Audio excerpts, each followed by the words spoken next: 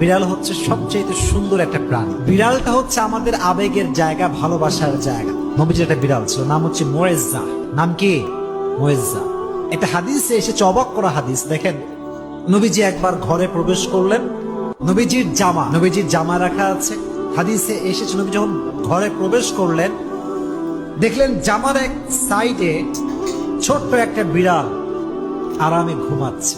সুবহানাল্লাহ, ঘুমিয়ে আছে।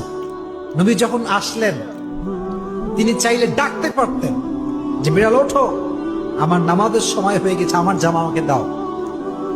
এই হাদিসটি আমি সকালে পড়েছি, বড্ড অবাক হয়েছে। হাদিসে এসেছে নবী বিড়ালকে ডাকেন নাই, তার শরীরে স্পর্শ করেন নাই। নবীর জামার যে অংশে বিড়ালটা শুয়েছিল, নবী যে ওই অংশটুকু কেটে ফেলেছেন, তবুও বিড়ালকে ডিস্টার্ব করে নাই।